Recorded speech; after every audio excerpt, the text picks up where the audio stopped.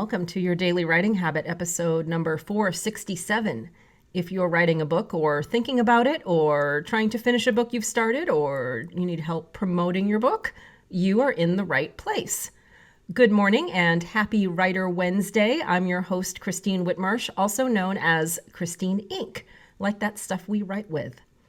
Each day I'm sharing with you the writing habits I've learned over my 19 years as a ghostwriter, book coach, and author. I have found that three things in particular have a huge impact on your success as an author, and they have the ability to turn someone who barely sees themselves as a writer into a published book author.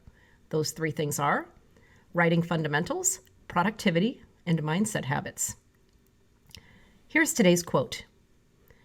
If you can find a path with no obstacles, it probably doesn't lead anywhere. Frank A. Clark.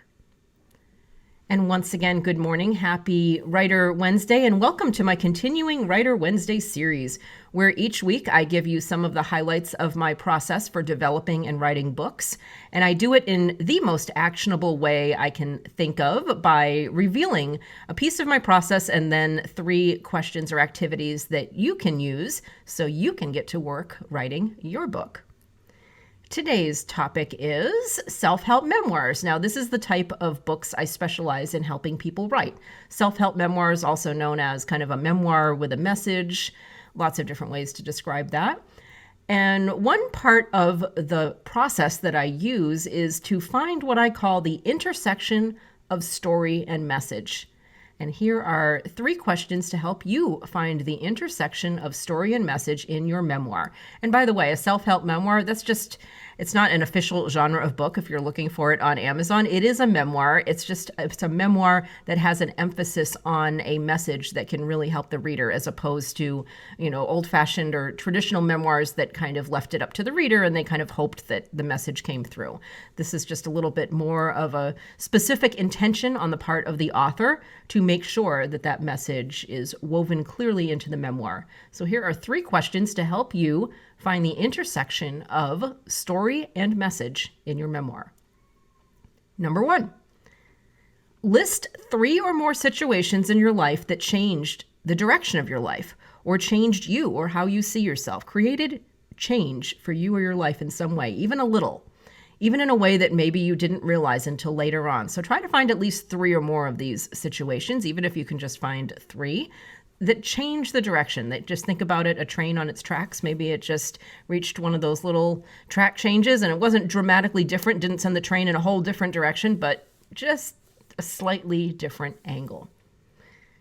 Number 2, what is the common denominator or denominators of those situations? What's the thread? What are the similarities between those situations that created a shift in your life? Even if it seems like a very loose one, or maybe it seems like you're grasping at straws to find the thing that ties these situations together. But what are the similarities in the situations that changed your life? And most likely it has something to do with you. I'll give you that hint. Number 3, what is the most universal lesson that you can translate from those similarities, from that thread, the common denominator? What's the most universal lesson that could potentially help others? So really taking the lesson that you specifically and personally learned in your life and almost simplifying it for something that the general audience can learn from. And here's an example. In my life story, severe scoliosis and nearly life-ending surgery set in motion for me this almost daring attitude of, okay, now what? It's like, yeah, bring it, life. Kind of like 2020. Bring it, life. Now what do you got? Because before that, my life was very organized. It was almost meticulously plotted, very super organized. But really, the surprise of my scoliosis and the surgery and just years, being a patient in, hospitals, being tested and figured out and all those kind of things, maybe as a mental survival mechanism, it made me start taking bigger chances and being a lot more curious about things off the beaten path than I was before. I became a person who seemed to be constantly fleeing safe, predictable choices and running into uncertainty to see what would happen. I did this over and over. Those were the common denominators, the thread of my life situations, the thread of the curves of my life was fleeing into uncertainty and seeing what would happen. So how does that translate into a universal lesson that might be helpful to others? Well, I translated it into how to find power in the curves that life throws at you, rather than being caught off guard and using them as an excuse to run and hide. To embrace life curves with curiosity, fascination, and excitement about what might be, rather than the fear of the unknown. To ask yourself, okay, what can I do with this situation? Almost playfully. And there's the title of my memoir, The Power of the Curve, where I took my life story and translated it into helpful lessons for others. And that's what you have the same power to do for those of you writing your own memoirs, which, by the way, I can tell you from experience, is one of the most powerful types of books that you can write and read. That's a definite two-way street right there. It's very, very powerful to write your memoir, and it's very powerful to have others read it, and it's powerful for them to read it. So almost a three-way street.